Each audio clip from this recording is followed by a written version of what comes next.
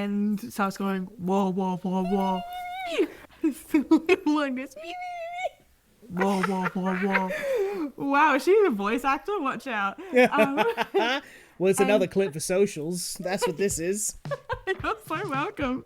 Hey, welcome to Scripty Business. I'm Welsh, he's Murray, and every week we take 3 completely unrelated random words and a massive curveball challenge from our Wheel of Doom to try and produce for you an incredibly good movie idea, movie script, movie premise. Don't know, you just have to listen along and find out, because I'm not sure either.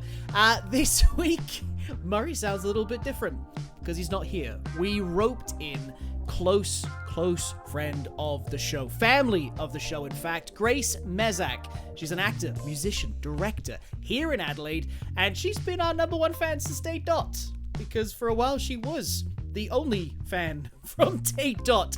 So we roped her in, and unfortunately for her, we had an absolutely ridiculously hard concept to deal with. This week, we're dealing with stormy seas, metallic families, and a worming jellyfish. Let's get into it. All right, we have our 3 random words, Grace. Mm-hmm. And we have anchor, puddle, and scarf. Oh my goodness. In a world where the oceans have overfilled, there are 2 twin sisters who go on an adventure. Looking for the answer to an ancient mystery. Make it good. This is the end of the log line. You gotta make it tasty in this one line. I'm like, oh no, so but the stairs were inside all along. See, it's hard. It's hard. Yeah. Which will change their lives forever. Okay, great. There you go. Sold. This is gonna open with a crack of lightning and the thrashing of waves, and the opening shot is gonna be these twin sisters on a rickety vessel on angry seas, and it's dark and stormy, and they're hanging on to a mast. That is correct. Oh, wait, no, this is more for like, are we locking ourselves into sailing boats? We are now. Yep. Is this before or after I tell you I was a sea scout for like 15 years? We'll take it from here. They're hanging onto a mast in a storm, Grace. It's your time to shine. Great. Sold. That's the end of the movie. Brilliant. This is a short film. Okay, so they're hanging onto the mast. And they are both screaming at each other over the sounds of crashing waves and this really loud, bassy noise that is coming from this shining purple light in the distance. I told you starboard! I knew this would happen! That's one of the few ship things I know, by the way. That's pretty good. I don't know which direction that is. Anyway, starboard! Well, this would be so much easier if you had starboard as green instead of red. Because I think that's the like, we're trying to be educational over here. She looks at her twin sister and goes, "You know I'm colorblind!" This would be so much easier if I had my left hand. Oh my God, diversity! Yeah, we're here to cast disabled actors here. As they're squabbling, then, like, a deeper voice comes from behind them. "Children! Settle down, we're gonna make it through!" And the camera pans over to a very, very burly man with not an eye patch, but like a bandana wrapped around like half his head, right? Yeah. He is gonna be wrestling with the wheel. Is it still called a wheel? Sure. Take the wheel? Take the helm? Yeah. He's at the helm taking the wheel? The wheel. Right, and he's like struggling to guide the ship, and it pans out and there's lots of wreckages of other ships and massive like behemoth ships, basically like a graveyard of boats, as he's steering this ship, and he's telling the girls to settle down. We'll be fine. And they then go through these 2 massive big ships. They go through the ships, and just as they get to the other side, the water starts calming down again. Okay. It starts calming down again, and they turn around and go, "Oh, I told you it'd be fine," just as darkness comes over them, and then cut to titles. Fuck you, you've thrown the title at me. I thought I'd get away with not doing it this week, because it's not Murray. Off you go, yeah. Lead sails. Lead Lead sails is what this is called. As in the material lead? Shut up. Yeah, as in like the mineral, the metal, the ore, whatever it is. We haven't established in this world, in fairness to me, we haven't established the materials that this ship is made of. It could be a metallic sail. All right? Ew. Just saying. Yeah. I'll make it work. We'll make it work. Lead sails. Lead sails. Okay. And I assume sails as Okay. in boat, not money. Well, Well, yeah, sure. Yeah, we'll find out. We'll yeah. find out. Oh, yeah, no, SAILS. SAILS. This is, yeah, okay, cool. I've spun the wheel, and the No, the wheel! No, this will fix everything. it really won't. The curveball we have is memory manipulation. Let's go. Act 1 of this movie. Are we gonna commit a sin and start the act on a flashback? Because part of me feels like that opening scene is like a significant moment in the movie, not the beginning of the movie. Yeah, absolutely. How is that a sin? That's not. You know what? It's you and me, kid. We can strap in. Fuck we you, can Murray. Yeah, do great. what we want. Murray's gonna be like, you two are never working together ever again. Never again. All I can really see is Waterworld at the moment, by the way, because this is a flooded planet essentially with people that have to maneuver around on ships. So I'm gonna say that the theme park. It's like bold. No, the classic Kevin Costner movie that cost so much money to make and did not do well because so much was done practically. It's fantastic. Really recommend it. So we're gonna have to. It's a flooded planet, right? So these are gonna be like shanty towns on poles, stilts, whatever you want to call them, coming up out of the water, right? Yeah. And the start of this movie is going to feature a compilation, like a cutting back and forth between the two twin sisters. Or maybe they are tin sisters. That could work. Why not? The two twin sisters going about their days in this shanty town, and one of them is going to be, let's just say, more of a feminine character than the other one. So one of them is going to be dresses and doing makeup and the rest of it, and the other one is like working at the dock, manual labor, heavy lifting, all the rest of it. So that's sort of like, it's going to set the world up for what we live in. And people are going to be walking up and down the docks, bartering for wares, you know. It's going to be like, copper for sale, get your tin, plenty of tin, come right in for the tin. And the twins go, tin? We're made out of that. Can we make another one of us? Fuck me, I've made it canon, I keep doing this, I make stupid jokes and puns and they be things. This is your problem. You shouldn't hire actors who yes and everything. This is your problem. So are they robots? Are we calling it now that the people are metallic? The twins are like a cyborgy thing. Okay. But the rest of the world are like, they're like humans. They're like made. I've got it. Okay, so they're going to be doing all the bartering, and then the one that is laboring at the docks wipes her brow, and she has a left arm, and she has a metallic, like, metal arm. I almost want to say, like, one of those rudimentary prosthetics where it's just, like, a solid metal hand, rather than, like, a robotic hand. I'm trying to get us away from robots. We always fucking do robots. No.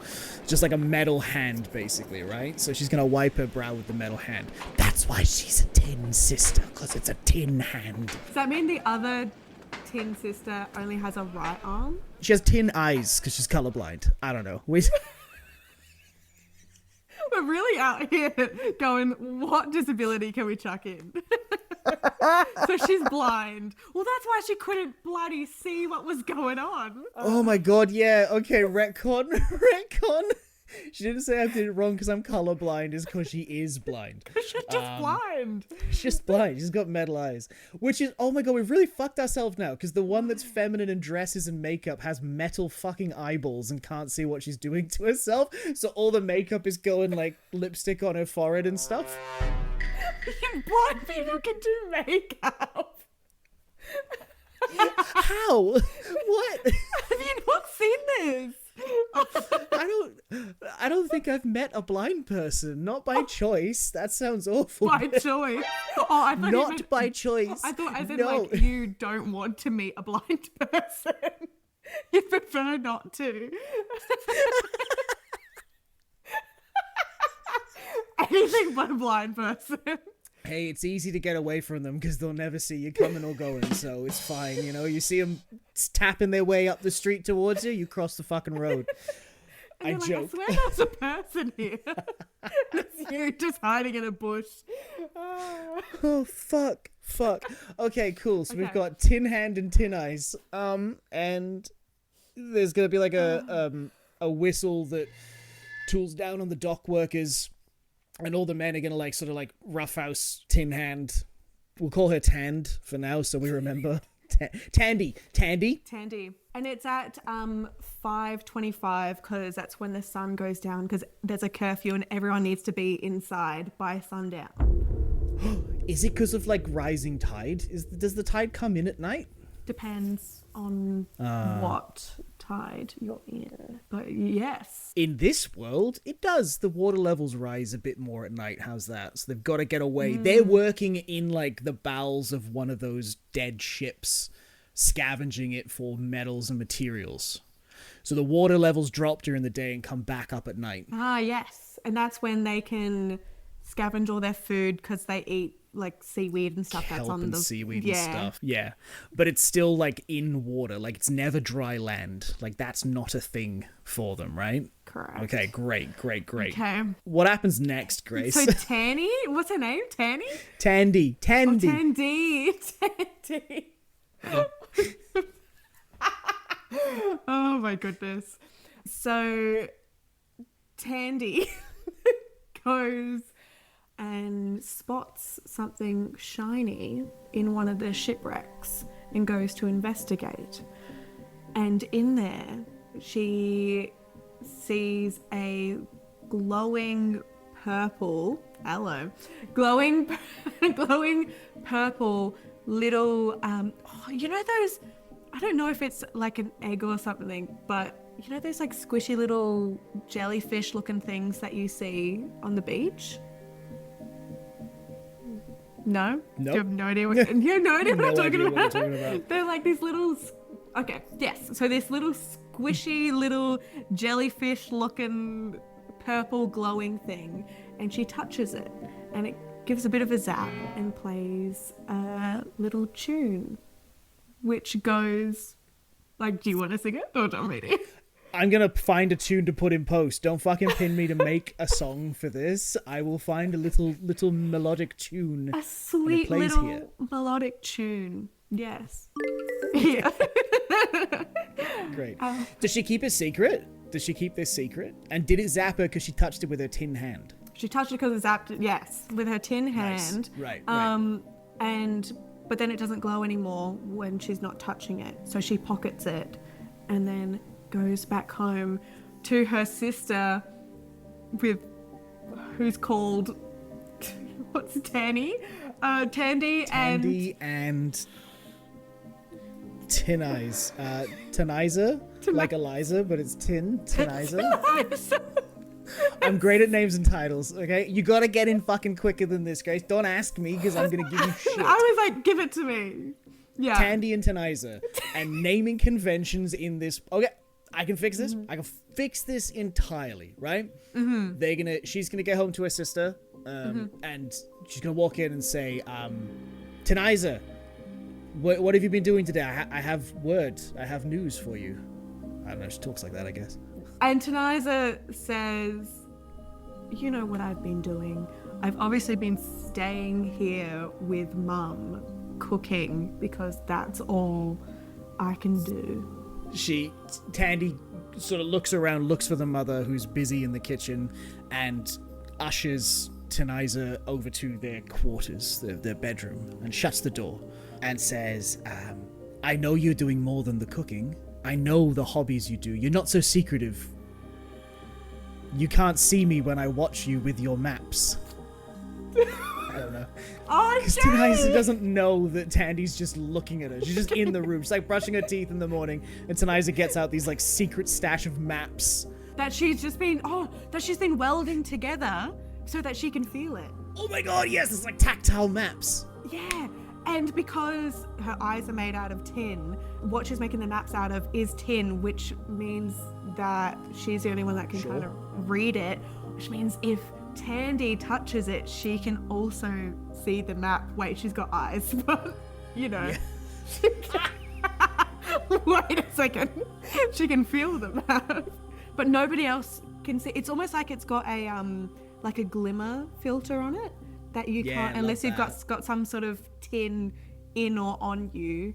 You can't see what is made of tin. On a side note, I love this, that you have naturally fallen into fucking magic, fantastical elements to this. And me and Murray feel like it's our fault that our movies always go that way, but it turns out it's not. No. It's maybe just the way it goes. Yeah, but or maybe it's just because I've been listening to you guys from day dot. And it's just ingrained in me. The chaos and the magic, yeah. Teniza gasps and goes, I thought I was doing those in secret. If you must know, I'm obsessed with the tales of old, the stories of the navigators, back when there was land. I'm just making Moana. Should we just make Moana? I mean, Moana meets Waterworld, sure. Yeah, we can go that way. We just need to get something to cap off this first act. Oh, yeah. So, yeah. You know what? Maybe Murray isn't the problem. Me? Is it me? I'm trying to drive this thing. Yeah.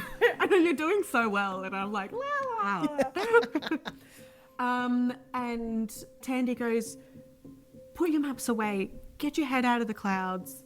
We are here to build a better life for us. I don't want to go back to the land of monsters. Fucking...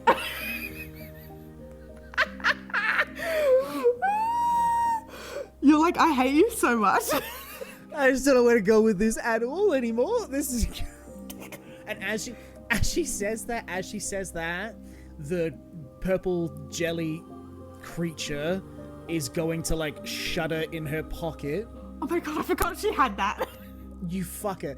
It's gonna fly out of her pocket like a magnet and land on the map that Teniza's making, where it's going to like move across the whole thing and then shift into like more of a visual map. And there's all these like peaks and bits and pieces. And Tandy gasps. He goes, oh my god, do you believe what we're seeing? And Teniza goes, no. No.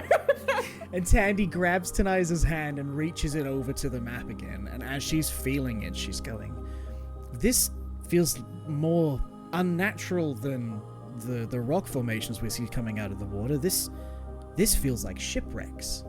Ooh. Yeah, and as both girls touch where the little sea creature has landed, as they touch it at the same time, it turns into this massive cavernous cave, and the little slug looking jellyfish thing starts making this really deep bassy thumping sound, which gets gradually louder and louder, and the room starts shaking, and the girls throw the map down, and as the map hits the floor and the jellyfish rolls off, the room stops shaking and everything just goes dark. And then the door slams open. It's their mother with a lantern who looks at them worriedly and sees the map on the floor and the pink jelly fade out, and sighs and looks at them and goes, we need to talk about our family. And that's where the act's gonna finish there. Bam! just cuts off there. So hang on, this is Teen Wolf now as well. Fuck me, I can't not rip off things, can I? Explanation is probably long overdue. But everything is... Yeah, but you know what? Everything is a copy of everything It's else. iterative. Yeah, it's iterative. Yeah, we're building. How loud is that rain coming through right now?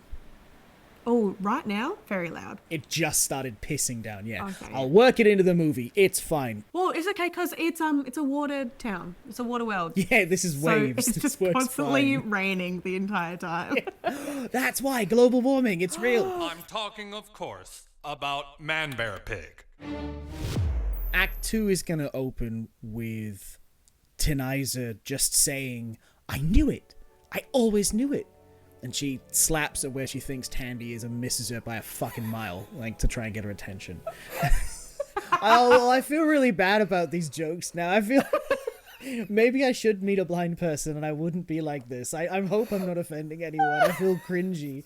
And says, Tandy, I knew we were meant for more than this. I know you don't want to go back to the place of monsters, but this might save the world. Yeah, sure. Yeah. The world. And it's bucketing down with rain now, by the way, because it's dark. Oh, yes. As soon as Because they finished at it's 5:25, nighttime, it's gone dark, it rains. It rains, yes. And that's the Not only an reason why they excuse for can the work. weather where I am right now. No, No. it's part of the movie. Yes. You've actually added this in post. This is an effect that's playing. And you've actually put rain sound on top of your rain sound just to make sure it's the rain sound that you want. To make it consistent as well. So that'll happens. And they have that conversation. And what's Tandy's reaction to this? We still haven't said what's been told yet, by the way. Tandy says, I don't want to lose another arm, and I don't want you to lose more than just your sight. Why is this always up to us? Why can't we just have a break for once in our lives? I don't want to have to be born into this. Why is it always our responsibility to fix the world? Why can't we just be little girls? And Teniza says, somebody needs to make a change because we can't keep living like this, and if we don't do something about it, no one will. Oh my god, did you just put in there that they've saved the world before? Yeah. You fucking badass. I love that. Great. Yeah, cool. Because they're little girls. Of course, that's what little girls do. The teenagers. We save the world. Yeah, okay. Yeah. I can imagine. I don't know. I'm not one. And the mother sort of smiles at Teniza and looks at Tandy and says, we're the tins. This is our responsibility so that the coppers and the golds can carry on existing as they are. But you know what our family is, or at least part of it. And she brings out a big book and she starts turning the pages, and it's all written in normal text and like words. And she goes, I've told you the tales of most of our family. And then as she turns back further through the book, like towards the front of the book, it turns into Braille. And she goes, but I never read our origins. And she grabs Teniza's hand and puts it on the page to read for herself. The tins were the cartographers of the world for these people when the world overflowed. And that's how they talk about it. It's like, when the world overflowed, people were lost, people were stranded, and it was the tins that managed to start to charter courses through the perilous seas and finding safe passage away from the monsters. So you can... Okay. Let's go real big level here. Big level here. Yeah. There are monsters. Are the monsters just out on the open seas? Are we going like krakens and like old school ocean leviathan? No, what's the monsters then? The monsters, because the land of Yaldi was like dry land. It was like desert. And so these monsters are like sucking up all the water. And so the tins and these people have been working hard to make sure that they don't drink all the water. Oh my gosh, is this a metaphor for AI? Wild. So they've been creating art and this song. Oh my gosh, they've been creating this song to keep the desert dry monsters at bay. Great. That's what the book basically translates to them. It's like the origin of the tins and the song. And Tiniza is basically going to sing that tune. And as she does, the purple jelly thing hums and plays the melody back. Yeah. And the mother freaks out like, oh my God, that's one of them. And they go, what are you talking about? This is a jelly, pink, purple jelly thing. It's friendly. And she goes, don't you ever wonder where the monsters came from? They aren't always monsters. They have to start as something. Like you started as infants. This is an infant. The mother tells them they've got to kill it. Like Mum says, mother tells them they've got to kill it. And Tandy says, I'll do it. I found it. I'll clean this mess. And she takes it into another room. And we see her holding it in her hand where it's glowing purple as if she's going to throw it away, and then it's going to cut back into the house where the mother is going to be preparing Tiniza for the journey ahead. So are we saying that they've got to venture out for some reason? No, but they escape. Yeah. Great. The mother and Tiniza are cleaning up. Tandy comes back inside like concerned and sad. Business as usual for the evening, and then Tiniza, with her heightened hearing, will hear the jostling of the pink jellyfish creature overnight, and she's gonna confront Tandy. You killed it. Why would you? I can hear it. I know it's here. I don't need to see it with my own eyes. With my tin eyes. And Tandy goes, I don't want to talk about this anymore. I'm going to bed. And so she goes to bed. And Tiniza then comes in a little bit later and says, I'm really sorry. You are my sister. That must have been really hard. And goes to bed next to her as Tandy is holding the purple little glowing thing and whispers to it, don't worry, I'll take you home. In the morning, it is going to be pulling towards the metal map that Tiniza's been crafting as well of the waters that they know. And Tiniza is going to make the realization that it's drawn to that part of the map, that part of the ocean. And Tandy explains the cave that popped up. And they have the realization that, like, that's its home. That's where it's trying to get to. And for some reason, that cave is not the point of origin of the monsters that everybody's familiar with. That's not a part of the ocean. That's past the monster ocean. That's like not a thing. It's past the ship graveyard of the monsters, but it's not there. So day as usual. They start their day as usual. Tandy has stolen the map and has the little jellyfish in her pocket. But Tiniza can feel with her twin stinks, if you will. Thank you. Incredible. Thank you, I'm here all day week. Can feel with her twin stinks that something is a little off. So she ventures out and is peering around the places, trying to sneak up on her, trying to spy on her. And this whole time, Tandy's just looking at her like, what the fuck? Yeah, Tandy's fully aware. Yeah. Just looking Tandy's directly fully at her. aware. Being like, what are you doing? I'm spying on you. Hilarious. That literally happens. And Tandy goes, what? But like, Tessa, why are you spying on me? What's your problem? And Taniza says, what's your problem? You didn't kill it. That's what you told Mama that you would do. If she ever found out, and Tandy goes, she won't find out. Because I'm going to get it there. It just feels like what needs to be done.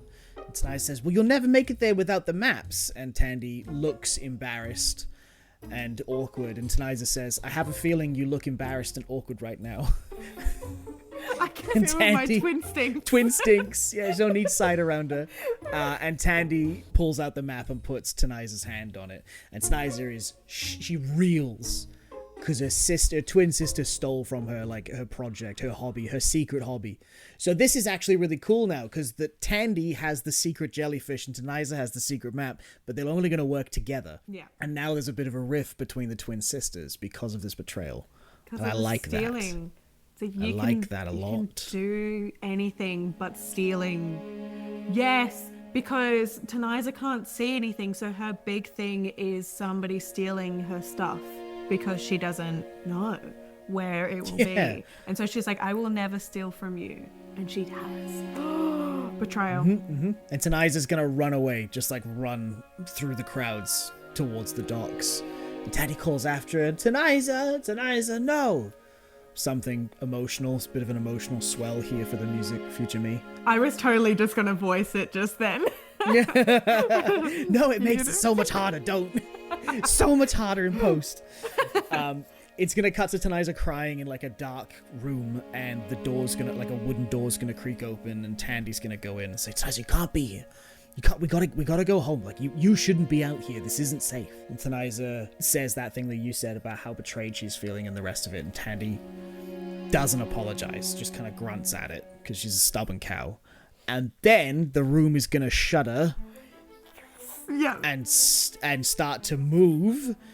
And Tandy goes, shit! And sort of peers out the door. And Taniza goes, what's happening? I thought I was home. And she goes, no, you idiot! You're on a...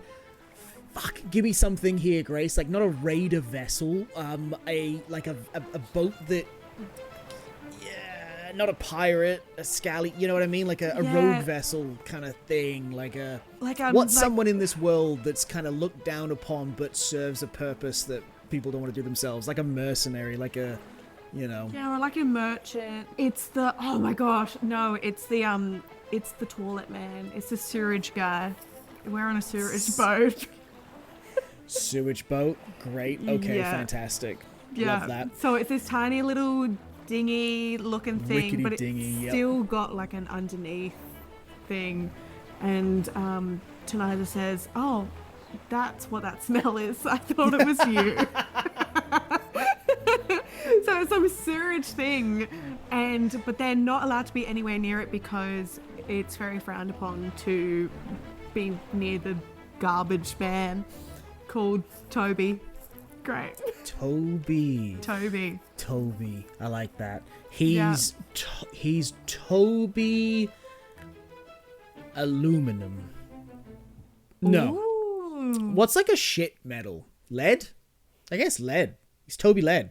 That's a shit It's metal? Toby Lead. Yeah, lead's like toxic and bad for you and stuff in it. Lead's not good. Ooh, Toby Mercury. I kind of dig that as well. But Mercury's kind of... It sounds fancy. Yeah, Toby Lead. Yeah, we need Toby Lead. shit metal. We've got to bring them lead sails in one way or another, right? That's got to happen. That's true. Every other boat is has like a rudder and an engine to it, and this is the only one that has sails on it. Yup, they don't put much money into these ships because they're just taking shit out to the deeper waters away from like communal areas, basically. That's what he does. Yes. Perfect. Okay, great. And then they are going to hide in that room for a while, stewing on their problems and have a couple of jabs back and forth about, you know, how much you've dicked me over. I don't trust you, but I don't believe it. And then Toby or not Toby Toby? Led. That's a great question. That is a great Toby's going to stagger in like hours later, drinking whiskey from a bottle, and see them and drop the bottle like spooked. They spooked him. And he looks, really gruff, and he grabs them by the scruff of their necks. And they're kicking and they're screaming, and he goes to he's yelling at them, what are you here for? I'm going to throw you overboard if you don't tell me. And as they're kicking and screaming, don't throw us overboard, the little purple jellyfish falls out of Tenandy's pocket and lands on the floor, and he drops it going, I haven't seen one of those in 20 years. Ooh! Okay. Okay. Okay. Because why not? I hate how much that feels like the end of an act. Is it not the end of an act? It can be. I think it has to be now. Because that's a great point to end an act, but not much has happened. We've faced the problem me and Murray always have. We've just done 2 acts. That's not the end of an act then, no. No. Nah, it's going to... It'll cut from there to Toby sat at the... He, like, wipes off all this trash from, like, a table in this sewage vessel. Sure. Sure.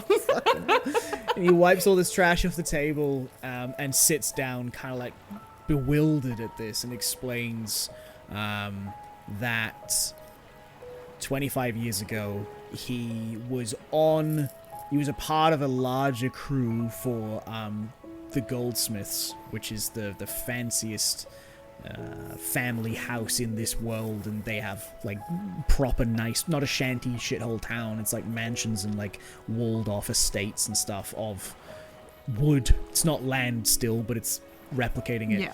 And he says that 20 odd years ago he came across one of these creatures in a hole that they brought in from the wreckages, and he convinced himself it was a dream. He convinced himself that it wasn't real.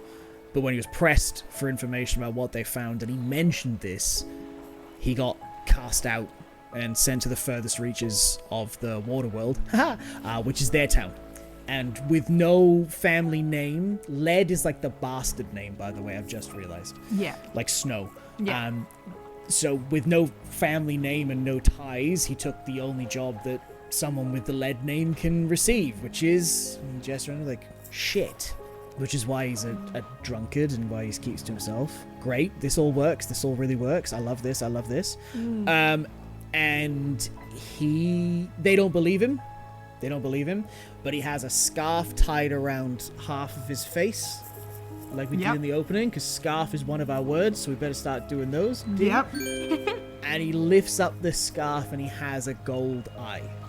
To prove, like, I'm not full of shit. Like, I was, but I can never reveal myself, sort of thing. And as he reveals his gold eye, the purple jellyfish starts vibrating and doing that really low, deep hum again and starts shaking the whole boat. And he goes, oh no, it's happening again.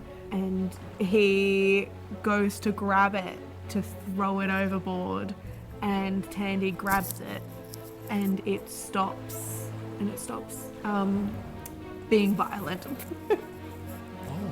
I like that. And he's shocked. He goes, how did you do that? Yeah. She goes, what do you mean? Yeah. Is that the end of the act? I think that's the end of the act. I think that's the end of the act. Act 3 is basically going to pick up exactly where the second act ended. And it's just going to have Toby like at head height with the purple map, showing, like, rotating between like the cave and all the spiky bits coming out, and just like staring at it in amazement. And Tandy explaining, yeah, he's never done anything to harm us. He's never done anything. I mean, and Teniza goes, well, he did cause the darkness. And Toby goes, the darkness? They explained that there was tension and they were fighting, essentially, and there was a lot of stuff happening, and all of this kicked off. And he goes, oh no, it is happening again. And they say, what do you mean? He says, last time we found one of these, we managed to bring it on board, we managed to talk about what to do with it, but when things got heated and when things got emotional, there was a blast, darkness, and the following night there was nothing left. And they say, what do you mean? And he says, well, for as far as I've been able to read up on, it's one of them. It calls to them. And they realize, oh my god, like, we've called the monsters to our town. Like, everybody is now in danger because we dabbled in something we shouldn't. Yes. And Tandy's going, no, but it can't. It's harmless. He's fine. And so he goes, yeah, he seems fine, but he's clearly telling you to something. And Teniza says, yeah, well, I've figured out these are shipwrecks. And presumably, and she goes over again and points to what she's been crafting and explains to Toby that she wants to be a cartographer, but there's no real maps for her that she can feel her way through, so she's made her own. And that's when he clicks, like, holy shit, this is a map of all the known oceans and you've crafted this from like stories that you've been told, that's incredible. And now he can identify what the map is and realizes that the shipwrecks that there was shown is the shipwrecks he found the original monster baby on 25 years ago. Yeah. It's telling us we need to go back. We never made it to the other side. It was too dangerous. Yes, and he goes, but this map is different because I've never seen this cave before. From your map, I know where that cave should be, but there be no cave there. And anybody that's tried to cross the ship graveyard has never returned. That's what he says. And he says that they, the crew get so angry with each other. There's like a massive coup that happens and nobody ever survives. Tandy goes, that's where we're going. We have to go. So they go. So they start. Oh, Toby's not going to push back. Toby's not a bit like scarred from his experience and what he's lost. Toby's like, you know what? Fuck it. No. Oh, Toby's definitely hesitant, but he looks at these two young girls and says to them, I used to be like you, and nobody believed in me. And so I will do this for you, but as long as you are both sure that you trust each other and you will do anything to protect and save each other. And they both say, yeah, of course. Oh, flippantly. And he goes, okay, but don't say I didn't warn you. Yeah, and he walks away, and Tandy sort of looks nervously at Taniza, and Taniza looks nervously at the wall, thinking she's looking at Tandy. Let's just say that she's not had tin eyes for very long, maybe. Let's just say that she's not had tin eyes for very long, and then I'm not being really insulting to a demographic with these shitty lines. Because it's not like she couldn't hear her or anything, yeah. Or she's been standing there the whole time. She's not had eyes for like 6 months, maybe. So this is still an adjustment. So this is all right? fresh, yeah. This is very fresh. Yeah. Fresh eyes, yeah. Oh, Toby's gonna ask them about their past as they're going, by the way. And on this journey to the ship graveyard, Toby's gonna make a conversation with them and he asks about where they're from and the rest of it, and they both get a little bit suspicious about the answers to that. And as he's talking to them, they mention their mother and they mention their father, who's no longer with them. And he says, what was his name? And they say, Gerald or Jerry. They called him Jerry Tin. And he basically chokes on the whiskey he's drinking and says, Jerry? Oh my God, you're the Tins. You're not part of the Tins. You're the Tins. And then he looks at the hand and the eyes and he clocks it and he goes, oh, I went through Port Carly, not 3 months ago. And if it wasn't for you two and your family and the sacrifices you made, then it would not be standing still. You are heroes. I'm just trying to think, because you were like, yeah, they've saved the world before. They're heroes. They don't want to do this again. Yeah. And I'm trying to think how we can bring it into this to be something. That's so true, actually. Yeah. Yeah, I was like, you that's set this fun. up. Yeah. And they basically have a conversation about like, oh, they lost a lot on that journey, but they gave it so that they could get out, and that's the hand and the eyes. And it's touching on the fact that they've given up a lot for each other over the years, and sort of bringing that back around, that twin sister family bond that they started to get shaky with. And then it starts raining again as they hit the ship graveyard, and it's gonna be Taniza navigating by touch and calling out the directions.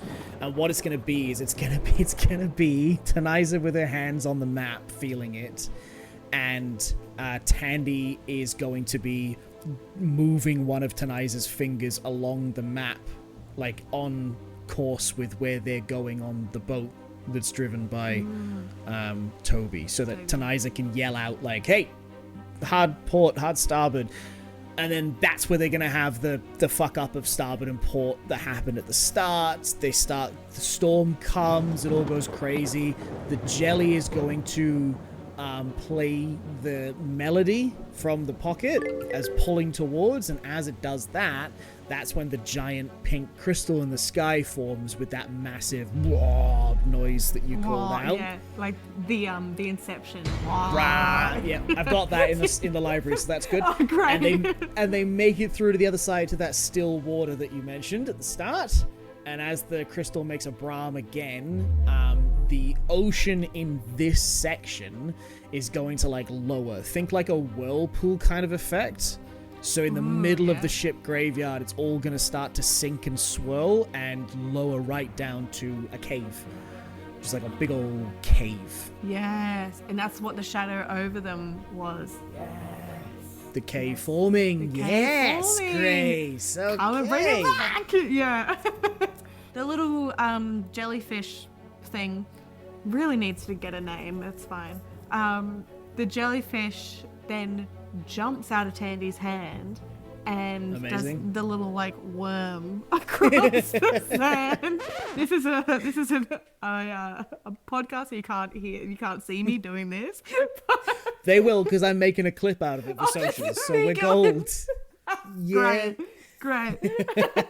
Clip it. So this little jellyfish is doing a little worm across the sand, and they all jump out. The girls jump out after it and start running after it, calling its name. Xena. Hello. I know. Hey, welcome she's to all the over pod. it. Xena, come back. And Taniza looks back and goes, Xena? Why are we calling it Xena? And Tandy goes, don't you worry. Because she's a warrior. Because she's a warrior and made me realize that I was gay. And Toby shouts at them, wait, I have to chuck the anchor down. I smashed my microphone. I was so excited about mentioning that. Because I've been really... Yeah, that'll do. That counts. And he throws the anchor down and jumps overboard to land in the sand. And as he walks up on the shore in front of this cave, it has this like real surreal moment of, I'm standing on the ground. Like this is not wood or anything else now. Like this is touching sand is like a mind-blowing thing to him, basically. And the girls are going to chase after the jellyfish into the cave, and the brahms are happening more and more as he's playing the melody. And I have no idea where you're thinking of going with this, mate, except to say that there is a puddle in the center of the cave, a puddle in the center of the cave, and it is a puddle of fresh water, which is very unknown.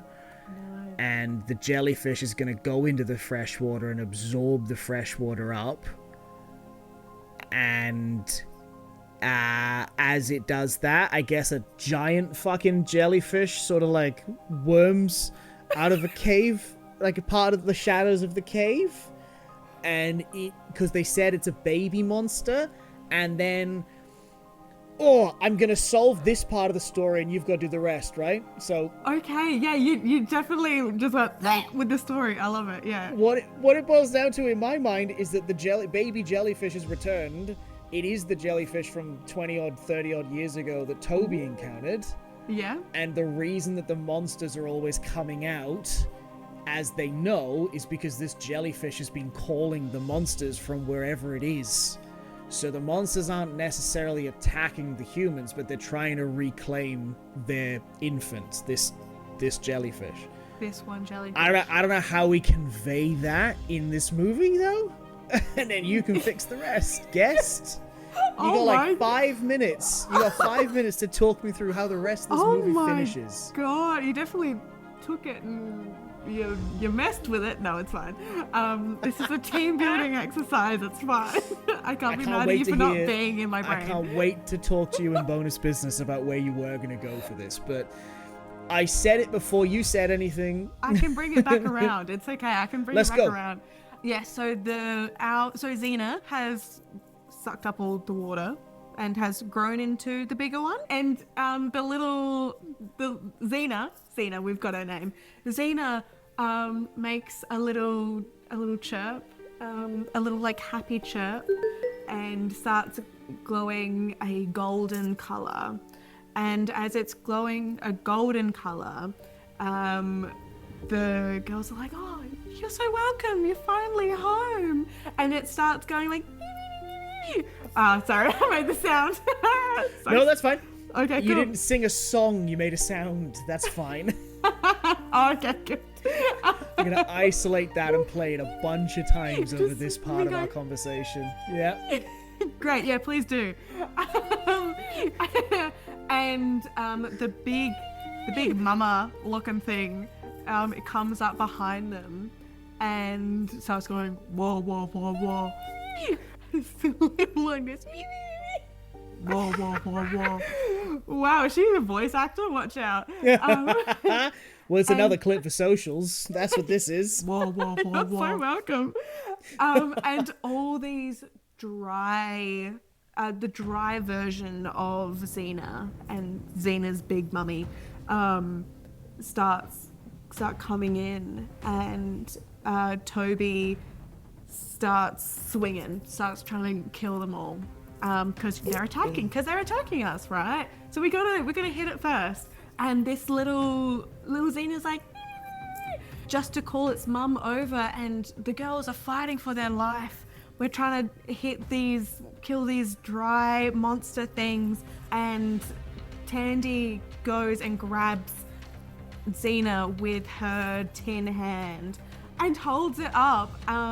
And Taniza goes, "We can't take them anymore. We have to run." It's like, no, we have to make this right. We have to make this right. Just as Taniza gets grabbed by these dry monsters and starts getting pulled away. And so Tandy has to decide whether she gives up this Xena or saves her sister.